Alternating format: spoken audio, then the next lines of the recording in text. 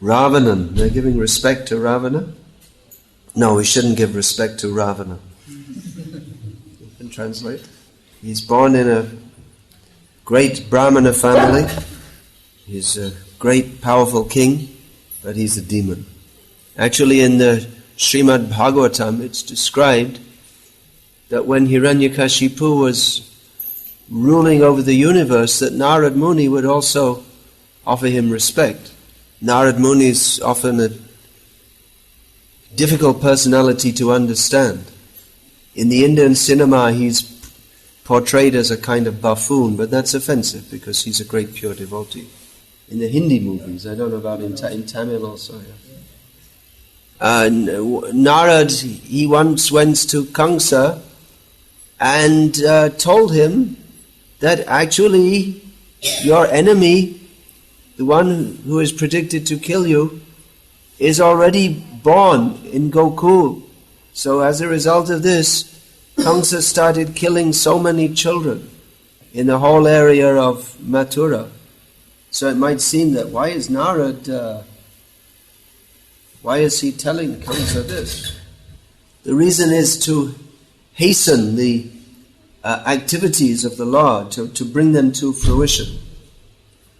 It's just like if you have a boil and you see that it's becoming bigger and bigger, you think, well, that's good, it's going to burst soon. The boil is painful, but that it's becoming bigger, the condition is becoming more extreme, means that it's going to be over soon. So, as a matter of practicality in this world, sometimes devotees, they have to offer respect to demons, or at least humor them. Do you know what humor them means? It means to say, yes, yes, you're very good. Once in one of the state capitals of India, there was a public meeting where the chief minister was present, and one of our sannyasis was speaking. So generally the politicians are very conceited, means they're full of ahankar. Ahankaram balam darpam kamam krodham. These are the qualities of the demons described in this chapter. Bad qualities. So this sannyasi said that who does the chief minister think he is? Does he think that the rain falling from the sky is his urine? Maybe that's some kind of saying in his area. But that was, and actually the chief minister had been approached to sanction some land for ISKCON in that city, and surprise, surprise, he cancelled it. So we may have to flatter demoniac person. Srila Shukadev Goswami says, Kasmad bhajanti kavayo dhanadur madandhan. Why should a person in knowledge flatter those who are maddened and blinded by wealth? Previously the rishis and munis, they would live in the forest. They had nothing to do with the city life and who's in power. It didn't make any difference to them whatsoever. They were just going on with their bhajan, dhyanam, sadhana, all these things. But in the modern age, devotees of Krishna are attempting to preach in a demoniac society. So if we simply go to everyone and say, you're a demon, it won't be very... Mostly people, they won't accept it, even though they are demons. In the previous purport, Srila Prabhupada gives the example that hunters in the jungle are considered to belong to the demoniac species of life. That's because they like to eat, or they eat lots of meat, and they're always eating blood and meat and like this. But the average person in the modern age is a meat eater also. But everyone likes to think, I'm good. Just like there's a box sitting out there in which we have Bhagavad Gitas, and on the box it is written, we care for dogs. It's a box in which I presume they kept cans of dog food. I remember once I was in an airport in Russia, and they had a TV was on in the waiting room, and there was an advertisement, and it was, I watched it. Of course I don't understand Russian, but it's so stupid. There was a picture of a man running, and a dog was jumping and looking very healthy and happy. And the man was embracing the dog and kissing the dog. And then it showed the dog food. You have to buy this dog food, and then you also will have an ecstatic, loving relationship with your dog. So this is the demoniac, upside-down society in which people think that it's a great quality to love dogs, and they're killing cows to eat, and the dogs also get some of the cow's meat to eat. We can tell the average Indian that although they've come a long way in imitating the West, they probably haven't gone as far as giving their own plate for the dog to eat from, or sometimes sitting to eat with the dog, or the dog eats from the same plate that you left over, then you just wash it and you use it again. So this is something you have to teach. Maybe in the schools they should teach cultured behavior according to the Western standards. So everyone likes to think they're good. See, I'm very good. I look after my dog very nicely. So if we directly tell people that you're a demon, their ego will increase. They'll become angry. So we're trying to preach Krishna consciousness. So although basically we present the message straightforwardly, but in our dealings there may be some consideration how to deal with people in such a way that they listen to what we say. Once I was present in a darshan with Srila Prabhupada when a devotee asked Prabhupada, Srila Prabhupada, how should we preach? So Srila Prabhupada, he quoted a verse from Prabodhananda Saraswati, Chaitanya Chandra Charana Kurute Anuraga. This, he said, Prabhupada gave his translation, his own translation. He said, you should approach someone and you say to them that, my dear sir, you are such a wonderful person. So then that person will think, oh, this rascal, he's understood my actual position. So what does he have to say? All right, what do you want to say? Say it. And then the devotee should say to him, you just give up all your nonsense hogwash ideas and surrender at the lotus feet of Chaitanya Mahaprabhu. Now that is the recommendation of Prabodhananda Saraswati and of Srila Prabhupada. Although sometimes Prabhupada was very direct with people. Once one professor came to meet him and Prabhupada asked him, what subject are you specializing in? He said, biology. And Prabhupada's response was, poor frogs. And the professor said, then, well, what do you mean, poor frogs? And Prabhupada said, biology means you're cutting so many frogs. Do they have that in the biology classes in India? Cutting frogs, fish. No, I remember in our biology class at school we had to cut a fish. I remember one girl was crying, oh, I don't want to do this, although she's eating fish. You don't turn off your mobile phone, we'll send you into the demoniac species of life, never to come again, up again. Oh! Whose phone is that? Say Hare Krishna quickly and be delivered from hell. This is Chaitanya Mahaprabhu's process. That Chaitanya Mahaprabhu is the most merciful avatar. That even though people, they are destined to go to hell, he saves them by giving the nectar of the holy name. Chaitanya Mahaprabhu is more merciful because he delivers the demons. Even people who are not interested in Krishna consciousness, somehow or other he brings them. Not only not interested, but against Krishna consciousness. Maya mrigam dayate psitam anvadhavad. He goes running after the conditioned souls to pull them to Krishna. There are many examples of demoniac persons who somehow or other they've obtained the mercy of Krishna. We find that most of the leaders of the Krishna consciousness movement today, in their youth they were breaking all the four regulated principles. Of course, Prabhupada said that in the case of his disciples that was superficial, but at least personally I just don't like to think of my life before I came to. Most of the leaders of the Krishna consciousness movement today, in their youth they were breaking all the four regulated principles. Of course, Prabhupada said that in the case of his disciples that was superficial, but at least personally I just don't like to think of my life before I came to Prabhupada's lotus feet. It's just like a nightmare. But there are examples, there are many examples of people who have been very against Krishna consciousness who have come around and changed. There was a time in Germany in the 1970s when there was so much propaganda against our movement in TV, radio, and newspapers, magazines, all kinds of, they're saying we're thieves and cheaters and murderers and kidnappers and all the worst things you can think of. It was very difficult for our devotees, but anyway they were going out and distributing books on Prabhupada's order. It was very difficult because every day the devotees, people would beat them and shout at them, and often would be physically beaten. But somehow or other they were still distributing many books. And Srila Prabhupada was told about this. He said it's so difficult, the pressure on the devotees is so heavy.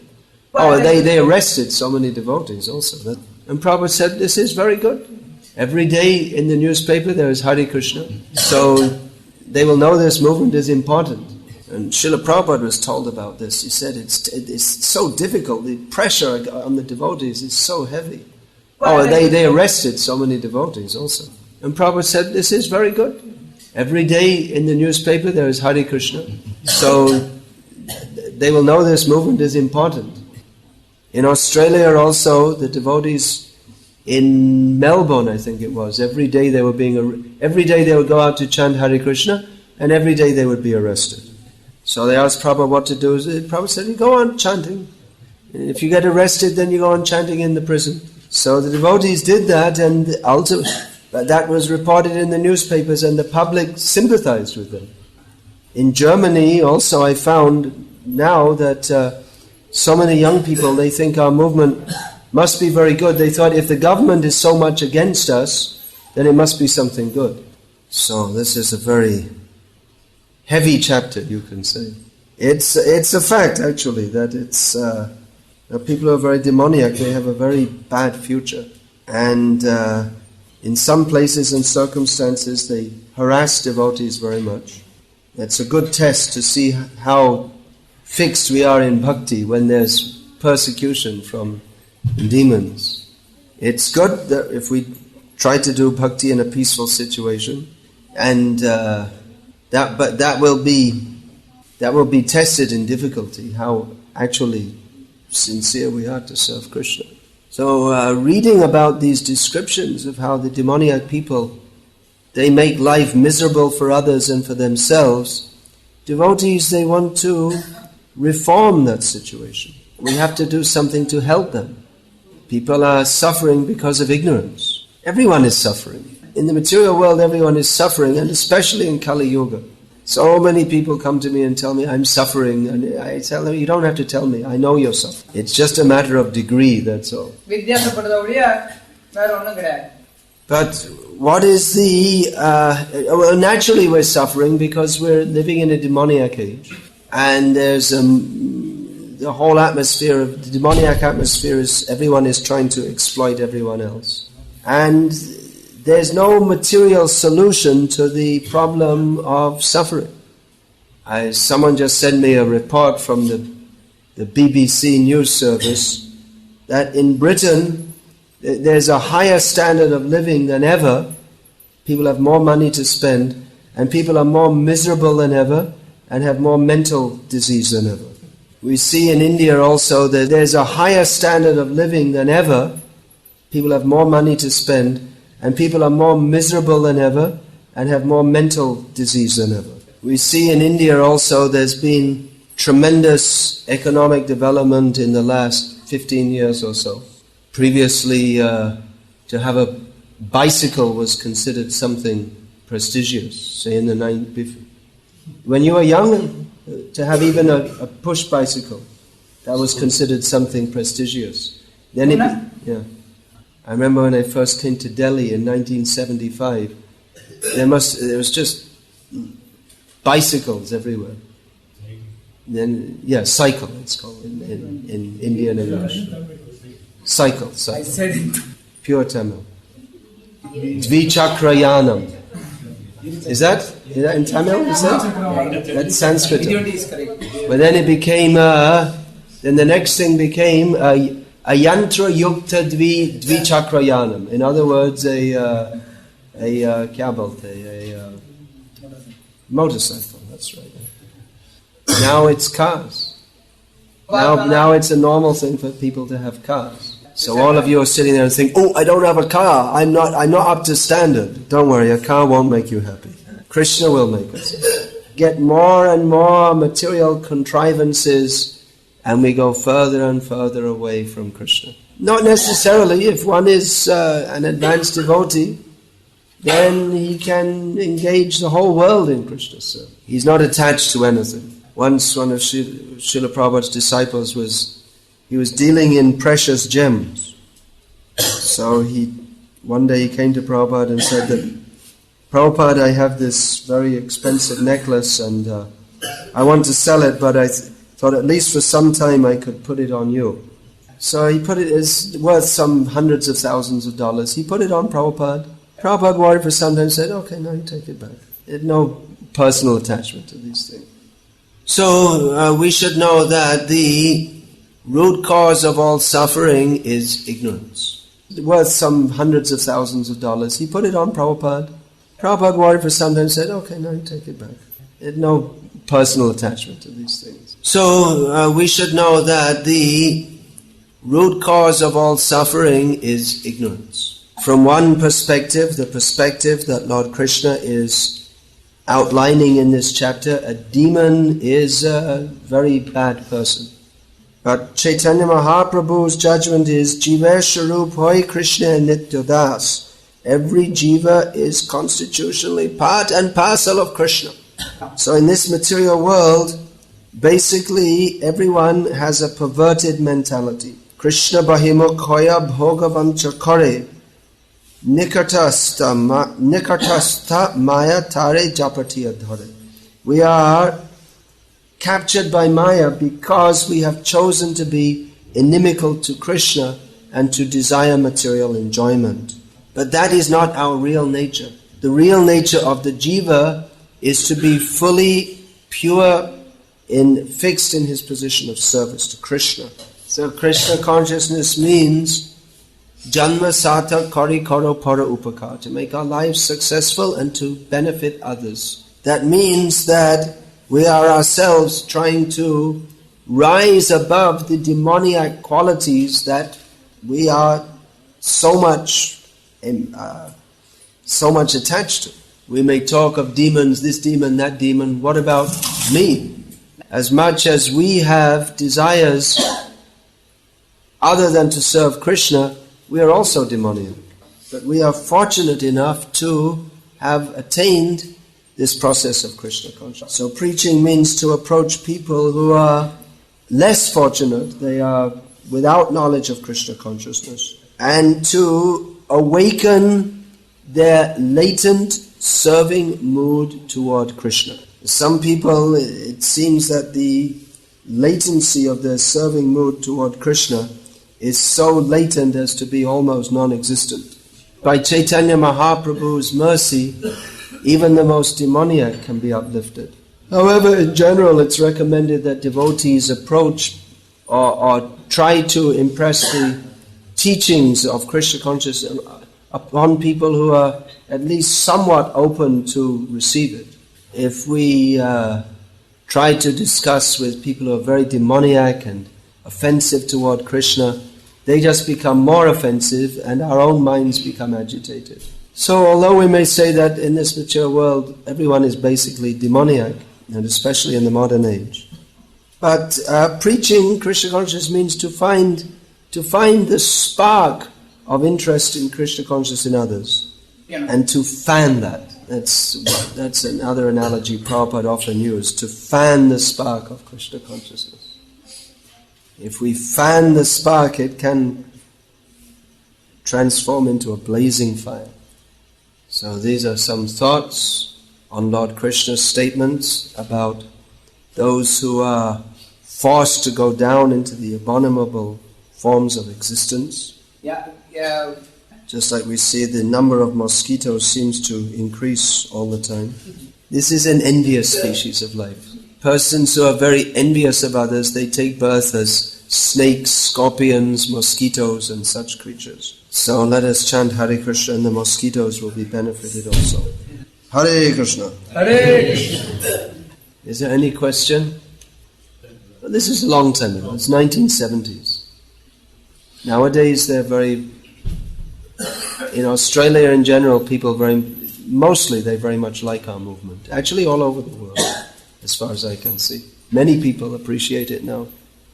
By Srila Prabhupada's grace, I've had the opportunity to chant the Maha Mantra with devotees in many places in the world. I don't remember going on the streets of Melbourne, but in Sydney and other parts of Australia, we went on Harinam and so many places. Generally, we find that everywhere people are very appreciative. The Muslim countries, that's still a great challenge.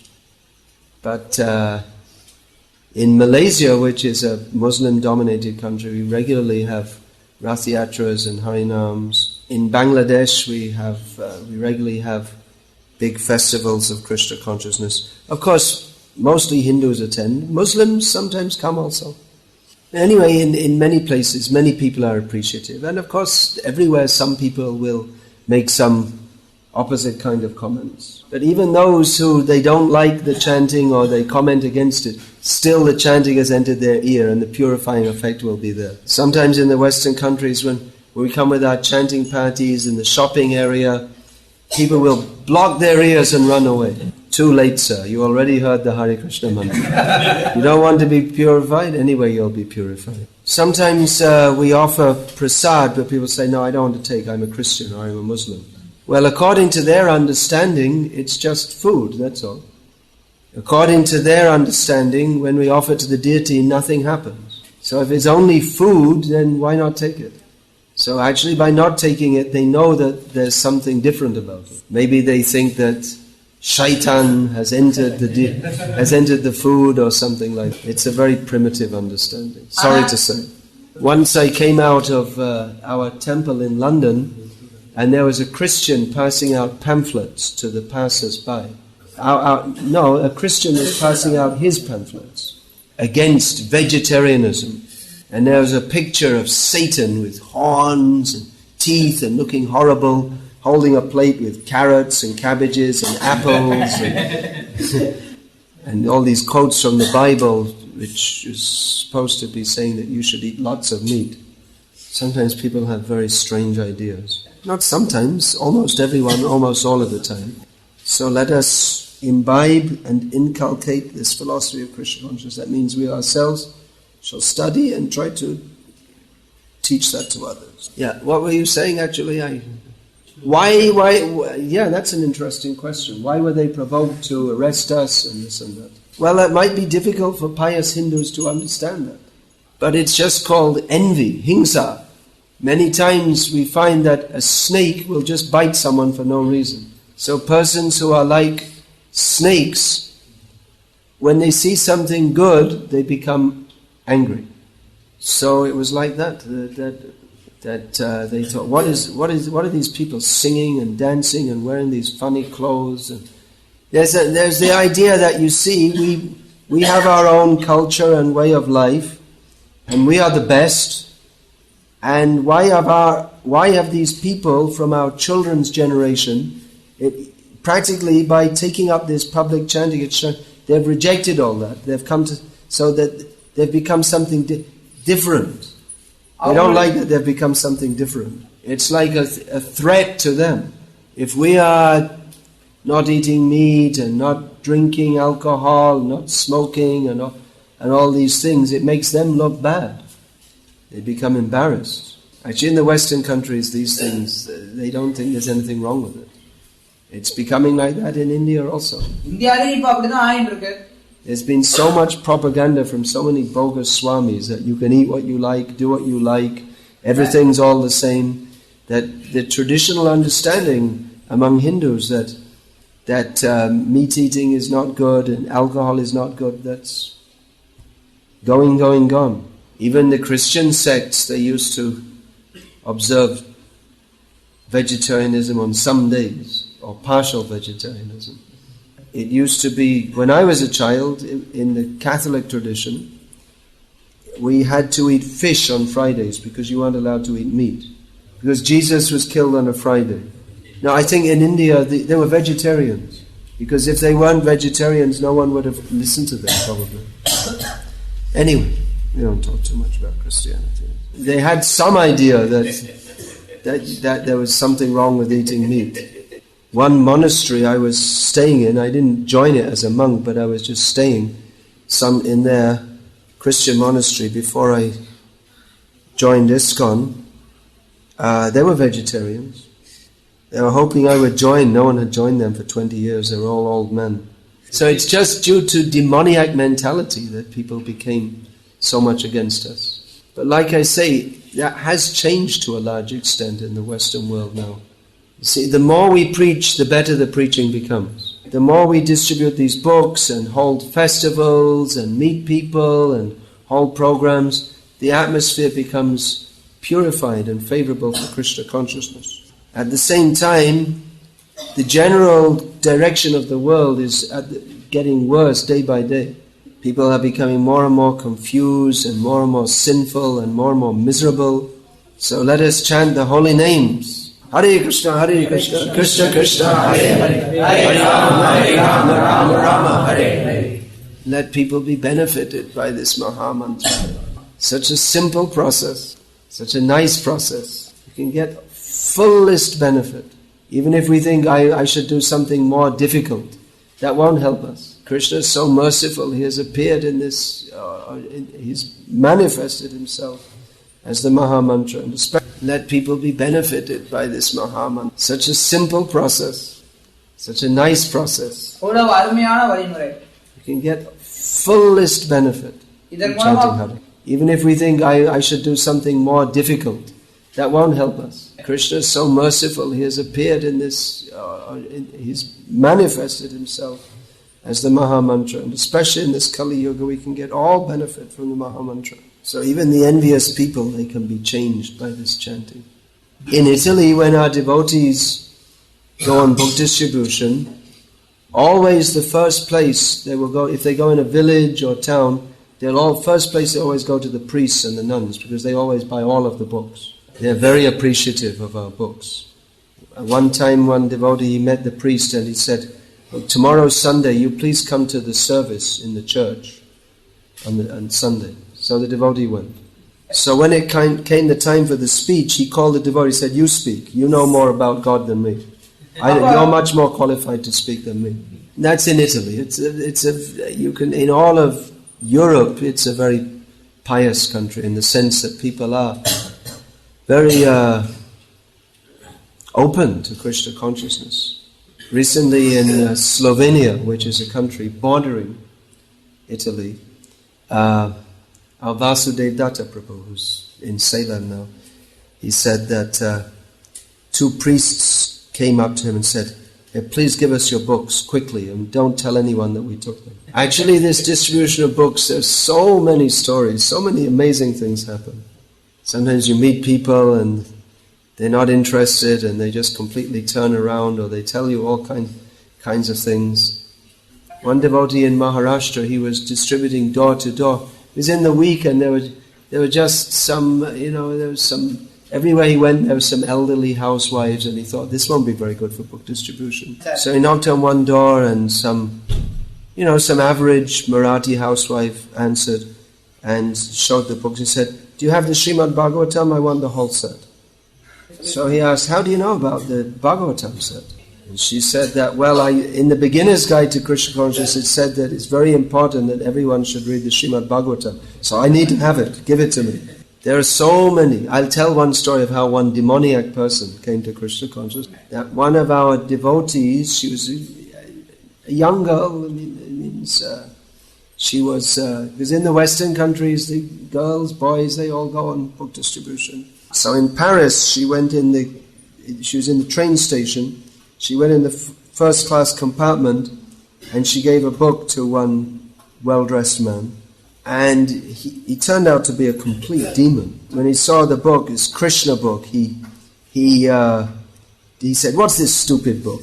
And he took it from her and he ripped it, and he threw it on the floor and started jumping on it. Yeah, he grabbed the book from her, ripped it, and then threw it. And he turned out to be a complete demon. When he saw the book, his Krishna book, he said, what's this stupid book? And he took it from her and he ripped it, and he threw it on the floor and started jumping on it. Yeah, he grabbed the book from her, ripped it, and then threw it on the floor and started jumping on it and laughing. Then he took the girl by the arm, took her out of the compartment, took her to the door, and threw her out so violently that she fell down and fractured her shoulder. So actually he was a very successful banker, and he was visiting Paris on business, and he was going back to his home in Spain. So he thought, what is this stupid book? The book was still on the floor. I'll take it home and show my wife what a stupid book it is and how I ripped it. So he brought it into his home and he left it on the table, and then he just forgot about it. And this the servant, actually in the Western countries to have a servant you have to be very rich. So the servant saw it and she thought it was put there for her to repair. So she repaired it very nicely and put it in the bookshelf. Please shut that door, we already have enough mosquitoes in here. So and things started going wrong in his life. His wife died in a car crash. His son just ran off with some bad girl and became completely dissolute. Dissolute, you know what that means? It means like, he just lost all what they might call civilized behavior. So he was, he's rich, but he's got very successful, but he's just at home alone and just feeling so miserable. He was actually thinking of committing suicide. And then, guess what? Somehow or other, he saw that book on the bookshelf, and he wondered, what's that book sitting there? He looked at it and thought, that's a strange book. Well, that's a very funny-looking book. It's not the kind of book I read. Anyway, he started to read it, and he got such comfort from reading about Krishna. He felt his empty life becoming filled. Then he remembered how he got the book and how demoniac he'd been. So this was a few years later. He went back to Paris to find that devotee he had so badly treated. And he fell at her feet and begged for forgiveness. You were doing such a compassionate service and I treated you so badly. So he started associating with devotees regularly. And even though he was such a major figure in the banking world, he actually joined the temple full time. In San Diego, in California, there was a man who thought, I have to commit suicide. Life is just too bad. So he went to his library and got the book on how to commit suicide. 100 ways to commit suicide. There are books like that. And he decided that this is the best way. It's not very painful. Is that you get your car in your garage and you put a pipe on the exhaust, and then you put it in through the window and close all the windows so that all the exhaust fumes come inside the car, and then gradually by taking in the exhaust fumes you just gradually kind of fall asleep and then you die from carbon monoxide poisoning. Turn on the engine, but it takes, it's not painful, but it takes it's quite a long time. So he's an American, you got to do something every second. He was getting bored waiting to die. What can I do while I'm sitting here waiting to die? So he opened up the, in the dashboard there's the cupboard, and he saw there's some book there. Which book? So Srila Prabhupada's Beyond Birth and Death. So he started reading it. He read 1 page, he read 2 pages, and he put the book down. Then he opened the window, took out the pipe, disconnected it, and he looked for the address of the ISKCON Center in San Diego, Pacific Drive, and he went in the temple and said, give me all your books and tell me everything about Krishna consciousness. So, of course, it's not always so spectacular, but this book distribution is very auspicious. Any, realizations or good experiences or interesting stories you have while distributing books, please tell our devotees in the temple, and we'll put it in English, and there's a conference email conference where not all, but some of the interesting stories from book distribution all over the world are given there. So let's share our realizations and experiences with devotees all over the world. Did you hear that, Madhavananda? Then all the devotees from around the world will know that there's a town in Tamil Nadu called Vellore, and Prabhupada's movement is going on there also. And you can get the blessing, you can ask for the blessings of devotees from all over the world for distributing Prabhupada's books. Some devotees have been distributing for more than 30 years, 40 years, regularly distributing Prabhupada's books, their whole life. There's some devotees in America, Prabhupada disciples, they're old now, but they're still going out practically every day. Brigupati in Los Angeles, Nidra in Denver, they come to mind. Vijay, so many book distribution, great souls. They don't have to worry about whether they're going back to Godhead or not. They're already there. They're already getting so much mercy from Chaitanya Mahaprabhu and Srila Prabhupada. Hare Krishna. Anything else? Anything else means Sharira Vidyajal. Everyone likes that. Everyone likes that song. This body is a lump of ignorance. Yeah, but we're going to take prasadam. That's very important also. Chaitanya Mahaprabhu said, Bhalo na kaibe, don't eat nice food. And Prabhupada said, take prasad, as much as delicious prasad. Most people can't even begin to understand any philosophy about Krishna consciousness. Sometimes I had the experience in the Western countries trying to preach, and people are just so stupid, they can't understand. Once I was trying to explain about the soul in the body, just like the driver in the car. This man said, well, don't you think it's not proper for monks and sadhus to have cars? How do you preach to people like that? Give them prasadam. That's maybe another reason why in Australia people like us so much, because we distributed lots of prasadam there. Once in Belfast in Ireland, which is a small city, it's just less than 3 lakhs population, but it's famous because there was fighting there for so many years. So once after Mangalati I went outside for chanting. It was still dark. So day and night there's soldiers patrolling around the city, especially at night. So I was just walking in the dark, and there were these street lights, and then 2 soldiers came out of the shadow and said, What are you doing? And I said, well, I'm a Hare Krishna devotee and I'm chanting Hare Krishna. And one of the soldiers was from Australia and said, oh yeah, I know Hare Krishna. They have great vegetarian food. In Australia, our movement is famous for what they call vegetarian food, but actually it's prasadam. Hare Krishna. Srila Prabhupada ki jai. Srimad Bhagavad Gita ki jai.